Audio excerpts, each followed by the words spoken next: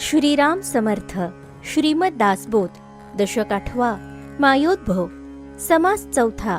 सूक्ष्म पंचभूते निरूपण. श्रीराम. मागील आशंकेचे मूळ आता होईल प्रांजळ, वृत्ती करावी निवळ निमिष एक श्रीराम. मागील समासात जी शंका श्रोत्यांनी विचारली होती ती आता समूळ नष्ट होईल अशा प्रकारे स्पष्टीकरण केले जाईल. तरी श्रोत्यांनी क्षणभर वृत्ती निर्मळ करून ऐकावे. ब्रह्मी मूळ माया झाली, तिच्या पोटा माया आली, मग ते गुणा प्रसवली म्हणून गुणक्षोभिणी श्रीराम. परब्रह्माच्या ठिकाणी सर्वप्रथम स्फुरण रूपाने अव्यक्त सूक्ष्म अशी मूळ माया उत्पन्न झाली. नंतर तिच्याच पोटी जी माया झाली तिच्यापासून गुण झाले म्हणून तिला गुणक्षोभिणी माया असे म्हणतात. पुढे तिज पासाव कोण सत्वरजतमो गुण, तमो गुणापासून निर्माण झाली पंचभूते श्रीराम. तिच्यापासून कोणते गुण झाले म्हणून म्हणाल तर सत्व रज तमो गुण उत्पन्न झाले व तमो गुणापासून पंचमहाभूते निर्माण झाली. ऐसी भूते उद्भवली, पुढे तत्वे विस्तारली, एवं तमो गुणापासून झाली पंचमहाभूते श्रीराम. याप्रमाणे प्रथम ती सूक्ष्म तत्वाने उत्पन्न होऊन नंतर सृष्टी रूपाने विस्तारून दृश्य झाली. याप्रमाणे तमो गुणापासूनच पंचमहाभूते झाली. मूळ माया गुणापरती, तेथे भूते कैची होती, ऐसी आशंका हे श्रुती घेतली मागा श्रीराम. पूर्वी श्रोत्यांनी शंका विचारली होती की मूळ माया तर गुणापलीकडील आहे, मग तेथे पंचमहाभूते कशी झाली? आणि येके भूती पंचभूते असती, तेही आता कैसी स्थिती प्रांजळ करू श्रीराम. एकेका भूताच्या ठिकाणी ही पंचमहाभूते आहेतच, ती स्थिती कशी आहे हेही आता स्पष्ट करू. सूक्ष्म दृष्टीचे कौतुक, मूळ माया पंचभूतिक, श्रोती विमळ विवेक केला पाहिजे श्रीराम. सूक्ष्म रूपाने मूळ मायेत अव्यक्त स्वरूपात पंचभूते असतात हे कळून येईल, मात्र श्रोत्यांनी नीट विवेक केला पाहिजे. आधी भूते ती जाणावी, रूपे कैसी ओळखावी, मग ते शोधून पाहावी सूक्ष्मदृष्टी श्रीराम. त्यांनी प्रथम पंचभूतांना जाणून घ्यावे, त्यांचे रूप ओळखावे आणि मग सूक्ष्मदृष्टीने त्यांचा शोध घ्यावा. ओळखी नाही अंतरी, ते ओळखावी कोणे परी, म्हणून भूतांची ओळखी चतुरी नावे परिसावी श्रीराम. कशी ओळखायची याचे ज्ञान नाही तरी ती ओळखावी तरी कशी, म्हणून प्रथम चतुर श्रोत्यांनी त्या भूतांना कसे ओळखावे हे क्षणभर ऐकून घ्यावे. जे जे जड आणि कठीण, ते ते पृथ्वीचे लक्षण, मृद आणि ओलेपण तितुके आप श्रीराम. जे जे जड आणि कठीण असते ते पृथ्वी तत्वाचे लक्षण असते आणि मृदू आणि ओलेपणा जेथे असतो ते जलाचे लक्षण होय. जे जे उष्ण आणि सतेज, ते ते जाणावे पै तेज, आता वायो ही सहज निरोपिजेल श्रीराम. जे जे उष्ण आणि सतेज असते ते ते तेजाचे लक्षण होय. आता स्वाभाविकच वायूचे लक्षण सांगितले जाईल. चैतन्य आणि चंचळ, तो हा वायोची केवळ, शून्य अवकाश निश्चळ आकाश जाणावे श्रीराम. चैतन्य आणि चंचलत्व हे वायूचे लक्षण असून शून्य आणि निश्चल पोकळी हे आकाशाचे लक्षण जाणावे. ऐसी पंचमहाभूते ओळखी धरावी संकेते, आता एकी पाच भूते सावध ऐका श्रीराम. याप्रमाणे येथे पंचमहाभूतांची लक्षणे सांगितली, त्या संकेतावरून त्यांना ओळखावे. आता प्रत्येक भूतात पाचही भूते कशी आहेत हे सावध होऊन ऐकावे. जे त्रिगुणाहून पर, त्याचा सूक्ष्म विचार, या लागी अति तत्पर होऊन ऐका श्रीराम.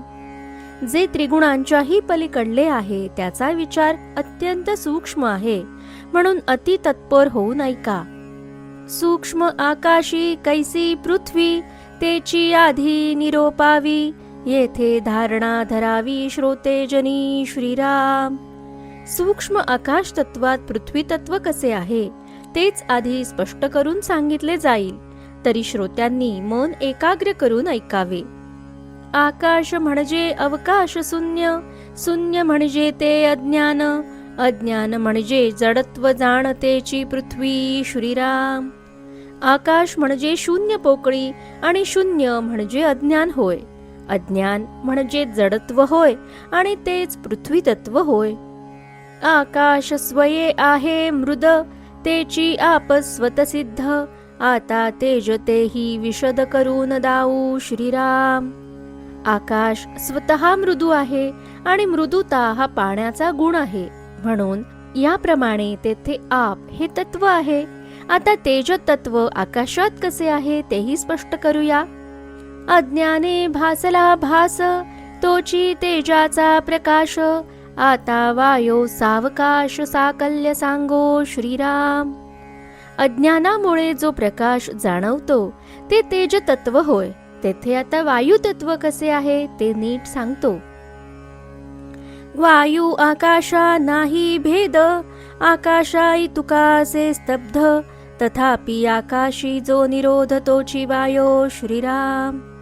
वायू आणि आकाश यात भेद नाही. आकाशा इतकाच तो स्तब्ध असतो, तथापि आकाशाच्या ठिकाणी जो प्रतिबंध असतो तो वायू जाणावा. आकाशी आकाश मिसळले, हे तो न लगे की बोलिले, येणे प्रकारे निरोपिले आकाश पंचभूत श्रीराम. आकाशात आकाश तत्व मिसळलेलेच आहे, हे काही सांगण्याची आवश्यकता नाही. या प्रकारे आकाश या महाभूतात सर्व पंचमहाभूते कशी आहेत हे स्पष्ट करून सांगितले आहे. वायो मध्ये पंचभूते, तेही ऐका एक चित्ते, बोली जेती ते समजते येथान्वये श्रीराम. आता वायूमध्ये पंचमहाभूते कशी आहेत तेही ऐकावे. ती अनुक्रमाने सांगितली जातील, ती एकचित्ताने ऐका. हळू फूल तरी जड, हळू वारा तरी निबिड, वायो लागता कडाड मोडती झाडे श्रीराम. फूल हलके असले तरी त्याला थोडे तरी वजन असते. वारा हळुवार वाहत असला तरी वायू तत्व घनदाटच असते. वाऱ्याने कडाड असा आवाज होऊन झाडे मोडून पडतात. तोले विण झाड मोडे, ऐसे हे कहीच न घडे, तोलतोची तये जडे पृथ्वीचा अंश श्रीराम. वजनाशिवाय झाड मोडले असे कधीच घडत नाही, म्हणजे वायूला वजन आहे. वजन तोल हाच वायूच्या ठिकाणी असलेला पृथ्वी तत्वाचा अंश होय. येथे श्रोते आशंका घेती, तेथे कैची झाडे होती, झाडे नव्हती तरी शक्ती कठीण रूप आहे श्रीराम. येथे श्रोत्यांनी शंका घेतली की येथे सूक्ष्म पंचमहाभूतांचे वर्णन चालले असता तेथे झाडे कोठून आली. ती तर दृश्य सृष्टी व्यक्त झाल्यावर उत्पन्न झाली. यावर वक्ता म्हणतो, झाडे नव्हती तरी वायूच्या ठिकाणी शक्ती तर होतीच ना. म्हणून वायूची शक्ती हेच त्यातील कठीणपण आहे आणि कठीणपणा हे पृथ्वी तत्वाचे लक्षण आहे, म्हणजे तेथे पृथ्वीचा अंश आहेच. वर्री स्फुल्लिंग लहान, काही तरी असे उष्ण, तैसे सूक्ष्मी जडपण सूक्ष्म रूपे श्रीराम. अग्नीची अगदी लहान ठिणगी स्फुल्लिंग असली तरी तेथे अगदी किंचित का होईना उष्णता असतेच. तसे सूक्ष्म वायूमध्ये सूक्ष्म रूपाने जडपणा असतो. मृतपणतेची आप, भास तेजाचे स्वरूप, वायू तेथे चंचल रूप सहजची आहे श्रीराम. वायूमध्ये जो हळुवारपणा असतो ते आपतत्व होय आणि त्यातील प्रकाश हा तेजाचा गुण आहे. शिवाय जेथे वायू तेथे चंचलपणा सहजच असतो. सकळास मिळवून आकाश, सहजची आहे अवकाश, पंचभूतांचे अंश वायो मध्ये निरोपिले श्रीराम. सकल भूतांमध्ये आकाश हे अवकाश रूपाने सहजच असते. याप्रमाणे वायूमध्ये पंचमहाभूतांचे अंश कसे आहेत हे स्पष्ट केले. आता तेजाचे लक्षण, भासले पण ते कठीण, तेजी ऐसी ओळखण पृथ्वीयेची श्रीराम. आता तेजामध्ये ते कसे आहेत ते सांगतात. प्रकाश हे तेजाचे जे लक्षण आहे, त्यात जडत्व आहेच, तेच पृथ्वी तत्व होय. भासला भास वाटे मृद, तेची आप तेची प्रसिद्ध, तेजी तेज स्वतसिद्ध सांगणेची न लगे श्रीराम. जो प्रकाश दिसला तो मृदू वाटतो, ते आपतत्व तेजाच्या ठिकाणचे समजावे. तेजात तेज असते हे तर प्रसिद्धच आहे, ते सांगण्याची आवश्यकता नाही. तेजी वायो ते चंचळ, तेजी आकाश निश्चळ, तेजी पंचभूते सकळ निरोपिली श्रीराम. तेजातील चंचलपणा हे वायू तत्व आहे, तर निश्चलपणा हे आकाश तत्व आहे. याप्रमाणे तेजात पंचमहाभूते कशी आहेत हे स्पष्ट केले आहे. आता आपाचे लक्षण, आपतेची जे मृतपण, मृतपण ते कठीणतेची पृथ्वी श्रीराम. आपी आप सहजची असे, तेज मृतपणे भासे, वायो स्तब्धपणे दिसे मृदत्वा अंगी श्रीराम. आकाश न लगे सांगावे, ते व्यापकची स्वभावे, आपी पंचभूतांची नावे सूक्ष्म निरोपिली श्रीराम. आप म्हणजे पाणी, आपतत्व तेच मृदूपण होय. हलके पाणी आणि जड पाणी असे आपण म्हणतो. जड पाण्यातील जडत्व हेच पृथ्वी तत्व आहे. आपात आपतत्व सहजच असते. तेज हे मृदूपणाने भासते.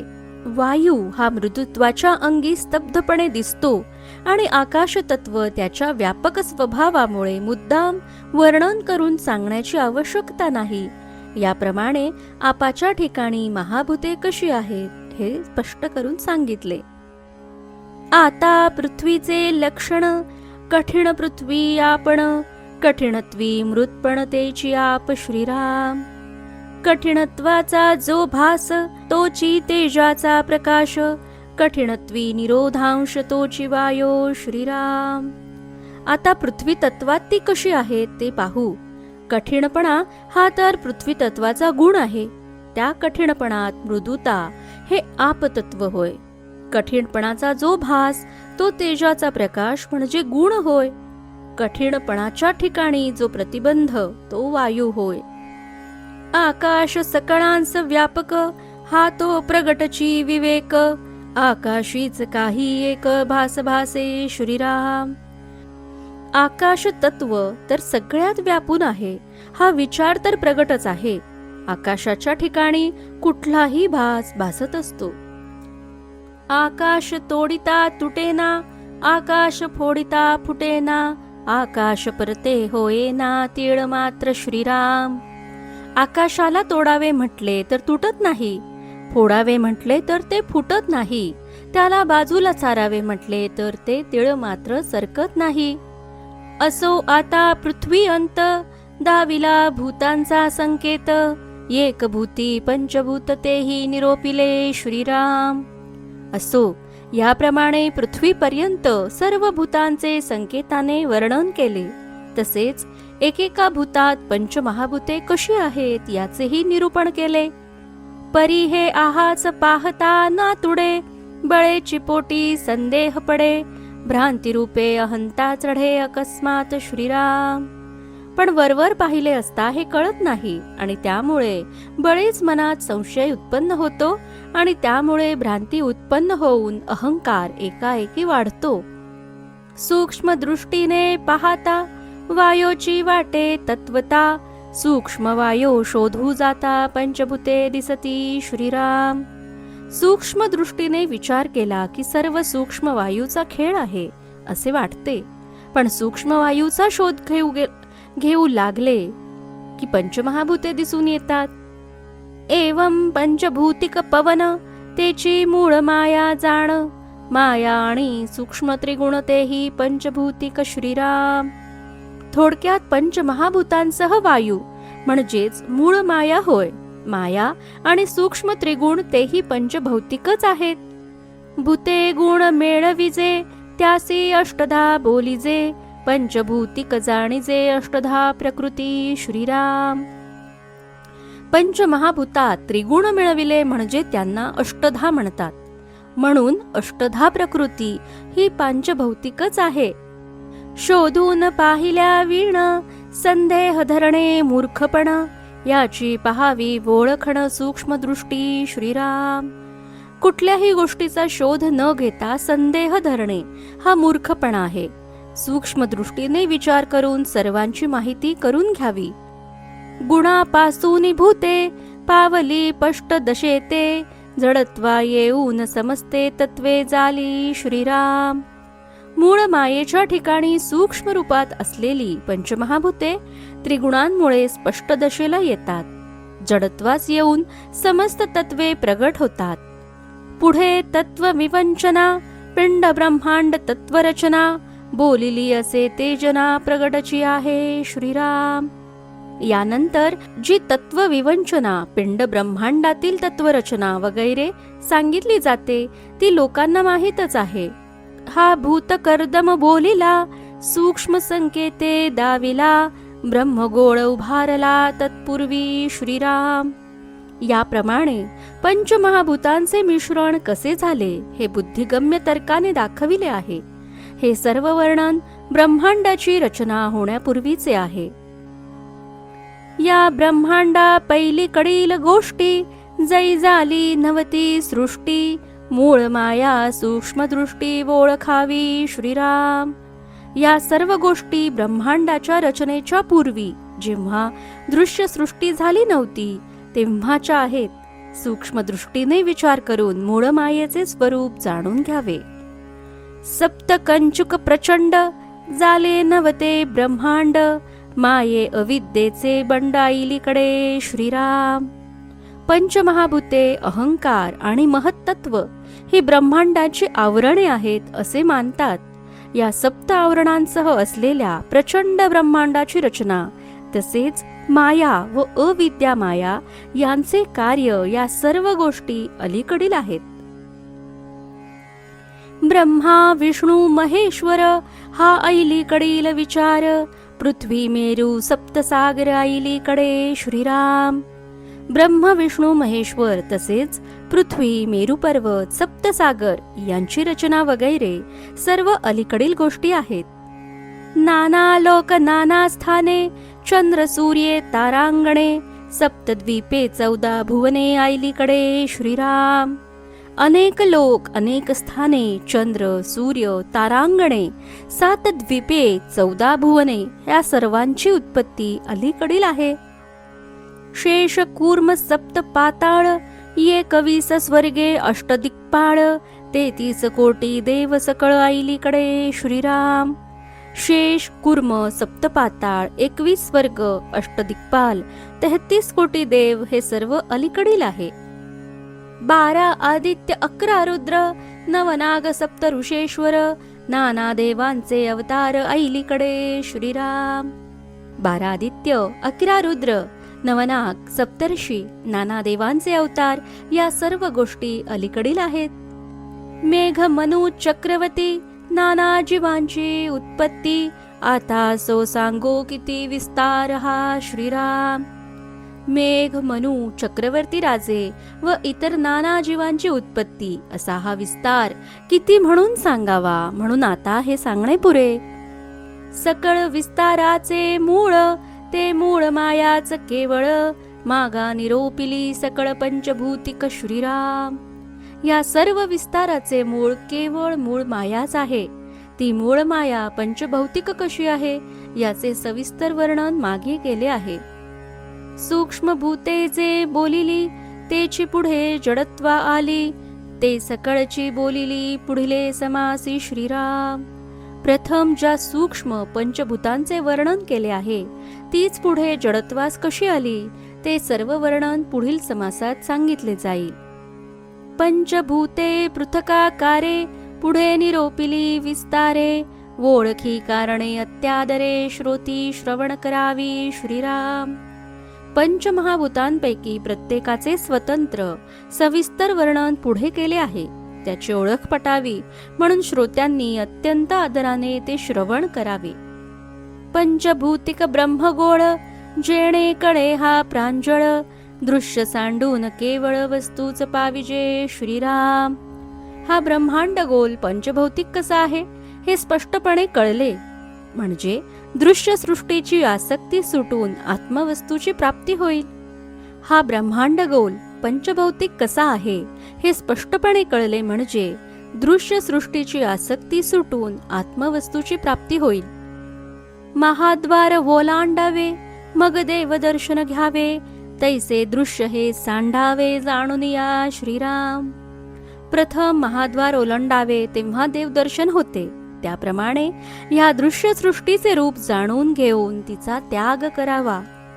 म्हणून दृश्याचा पोटी आहे पंचभूतांची ताटी एकपणे पडिली मिठी दृश्य पंचभूता श्रीराम.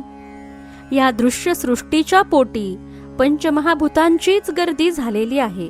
दृश्य आणि पंचमहाभूते यांची एकपणे मिठी पडली आहे म्हणजे दोन्ही एकरूपच आहेत. सर्व दृश्य हे पंचभौतिकच आहे. एवं पंचभूतांचे ची दृश्य सृष्टी रचली सावकास श्रुती करून अवकाश श्रवण करावे श्रीराम. थोडक्यात म्हणजे पंचमहाभूतांपासून यथावकाश सर्व दृश्य सृष्टीची रचना झाली आहे. श्रोत्यांनी सावकाशपणे श्रवण करावे. इति श्री दासबोधे गुरुशिष्य संवादे सूक्ष्म पंचभूते निरूपण नाम समास चौथा समाप्त. जय जय रघुवीर समर्थ.